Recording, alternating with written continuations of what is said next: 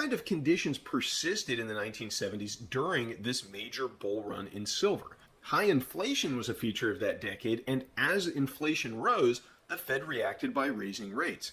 Does that sound familiar? Well, it should, because it's basically the same situation that we're facing today. Of course, throughout the decade of the 1970s, the US debt to GDP ratio remained under 35%. Compare that to today's debt to GDP ratio of over 120%. Back then, the level of government indebtedness was less than a third of what it is today relative to the size of the economy. That high level of indebtedness, it ties the hands of the Fed. This time around, they will not have the same leeway to raise rates the way that they did back in the 1970s, and the inflationary pressures we experience are going to be even greater than they were in that decade. Today's Silver Short brought to us by SD Bullion. Check out sdbullion.com/new to get your first purchase of gold or silver at spot.